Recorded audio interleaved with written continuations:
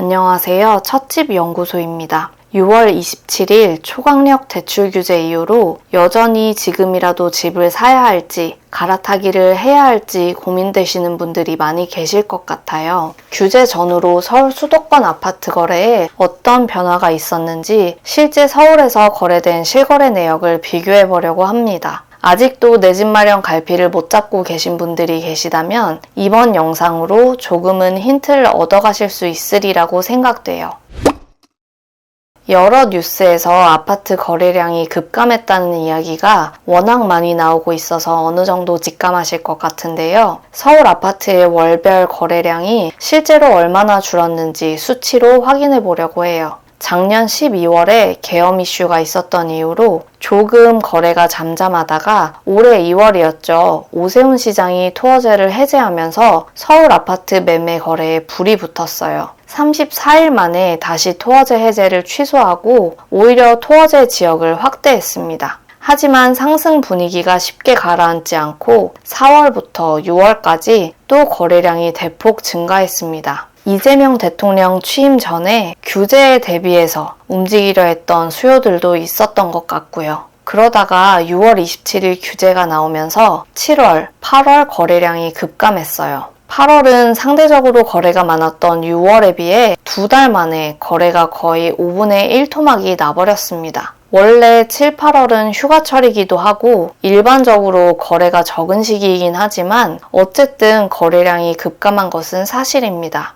이렇게 거래량이 줄면 당연히 집값 떨어지는 것 아니야? 하고 생각하시는 분들도 계실 것 같아요. 실거래 내역은 어땠는지 살펴볼게요. 6.27 규제 전후 거래된 단지들이 어떤 특징을 갖는지 살펴보고요. 특히 신고가를 찍은 단지, 지역이 어디인지 같이 볼게요.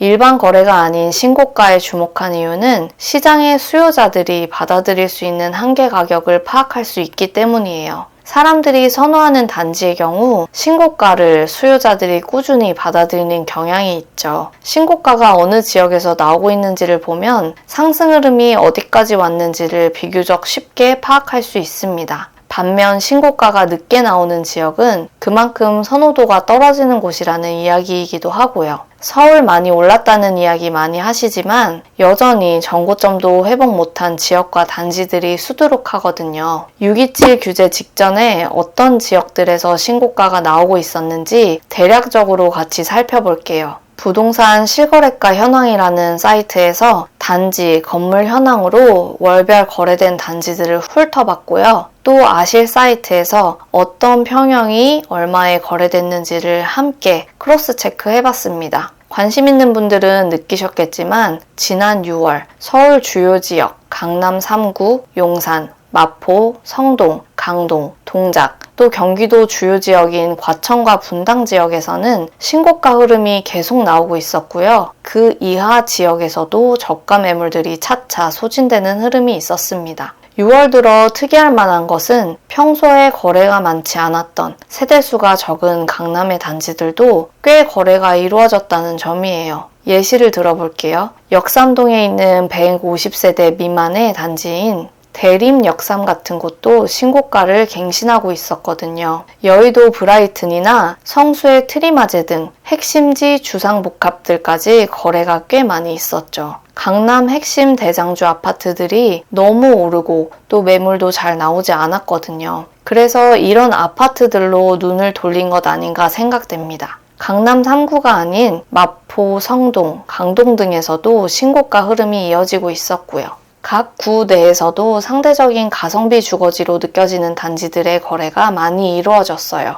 어떤 단지까지 신고가가 나왔는지 성동구 내에서 한번 살펴보죠. 성동구에서 가장 선호되는 지역은 성수, 그 다음에 옥수, 금호, 왕십리, 그리고 횡당, 응봉, 마장순입니다. 신축이 균질하면서 교통 여건이 좋은 한강변 단지들은 신고가 흐름을 보이고 있었고요. 그 외에도 행당동처럼 구축, 5호선 역세권 같은 곳들까지 규제 전 신고가가 나오고 있었습니다. 5호선 역세권 구축, 용적률이 높아 정비사업과는 거리가 아직 먼 90년대 구축들까지도 상승 흐름이 이어져 왔던 거죠. 또 동일생활권에서 비교적 선호도가 떨어지는 가성비, 비역세권 구축 또한 신고가가 나오고 있는 상황이었습니다. 예시를 한번 들어볼까요? 한신무학이라고 상대적으로 주거 여건이 좀 떨어지는 단지도 이렇게 규제 전 신고가가 나오고 있었어요. 지도로 보면 꽤 역세권처럼 보이지만 실제로 가보면 오르막에 주변 환경이 단정하진 않거든요. 성동구 내에서도 상대적으로 선호도가 떨어지는 마장 생활권을 제외하면 대부분의 단지에서 신고가가 나오고 있었다는 걸 확인할 수 있었습니다. 강동구도 한번 훑어볼게요. 동네의 대상급 신축들은 다 신고가가 나오고 있었습니다. 또 재건축 기대주, 삼익그린 2차, 명일 신동아 같은 곳도 신고가가 나오고 있었어요. 구축들은 어땠는지 한번 보겠습니다. 아직 용적률이 높은 90년대 구축 소단지들은 정고점을 넘진 못했어요. 둔촌동의 신성 미소지움이나 성내동의 성내 삼성 같은 단지들이죠. 가격대로 보면 13억 이상 정도 되는 곳들은 신고가를 넘는 거래를 보였고요. 10억 전후의 단지들은 아직도 정고점을 넘지 못한 단지들이 있는 것 같습니다. 그 이하 동대문, 성북, 강서, 서대문 같은 경우는 대부분의 단지가 정고점을 넘지 못했어요.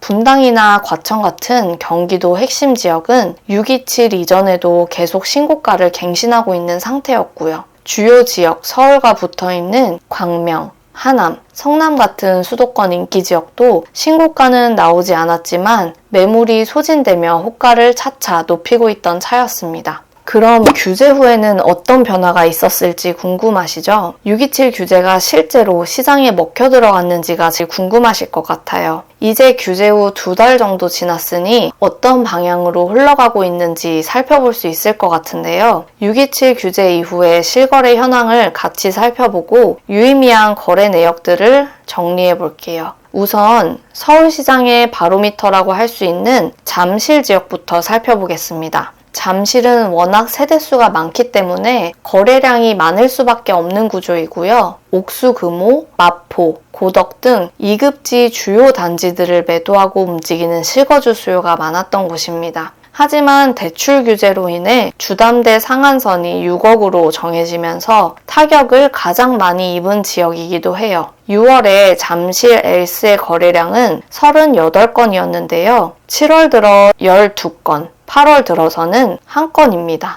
또 잠실의 다른 대단지인 파크리오가 6월에는 29건, 7월에는 8건, 8월에는 거래 내역이 없습니다. 그런데 이 두 단지가 위치한 송파구는 토지거래 허가구역이기 때문에 약정이 먼저 들어가고 구청에서 허가가 나면 계약서를 쓰고 실거래가가 등록되는데 이렇게 되면 실거래 등록이 한 달 이상 딜레이가 발생하기도 하더라고요. 어쨌거나 거래량은 줄어드는 추세였다는 걸 알 수 있습니다. 그럼 거래 가격은 어떻게 됐을지도 궁금하시죠? 규제 전에는 매물이 많이 없어서 매수에 어려움이 있다고 들었는데 그래도 규제 이후에는 거래할 물건들이 한두 개씩은 나왔던 것 같아요. 그럼 조금 더 아래급지로 한번 내려가 볼게요.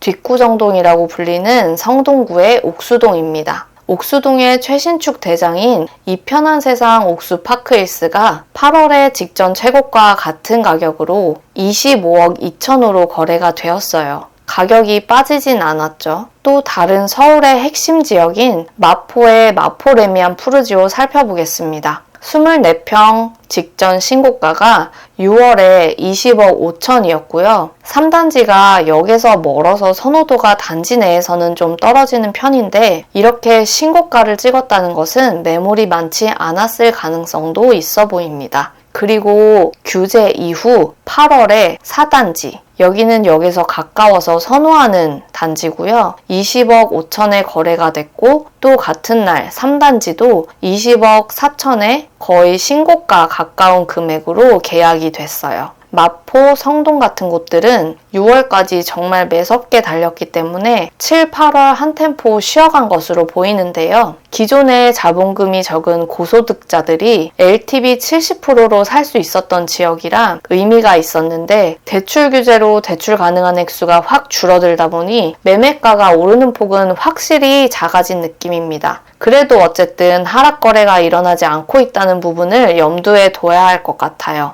그럼 매매가가 이 지역들보다 싼 지역은 어떤 흐름을 보였을까요? 영등포의 신길동 한번 살펴보겠습니다. 레미안 에스티움은 신길의 대장주로 꼽히는 아파트인데요. 24평형이 8월 들어 최고가를 찍었네요. 14억 7천까지 거래가 됐습니다. 규제와 관계없이 규제 이후에도 신고가가 나오며 차차 상승하는 모습이네요. 또 가격이 비슷한 경기도의 수지구 대장단지 한번 살펴보겠습니다. 성북역 롯데캐슬 골드타운, 신분당선 초역세권 단지이죠. 8월에 14억 9,900만 원에 거래됐네요. 15억 매물인데 매도자가 살짝 인심 써준 느낌이죠. 신고가이고요. 6월에 13억대 거래도 있었는데 7, 8월 거쳐서 계속 신고가가 나오고 있습니다. 이런 곳은 6억 대출 규제에도 충분히 갈아탈 수 있는 가격대이기도 해요. 사실 10억 미만 집 매도한 사람들이 소득이 아주 많지 않은 경우라면 대출을 6억 훌쩍 넘겨서 받기는 쉽지 않거든요. 10억 전후의 집을 매도해서 적당히 갈아타기 좋은 가격대 13억에서 15억 단지들은 규제와 상관없이 갈 길을 가는 모습이에요.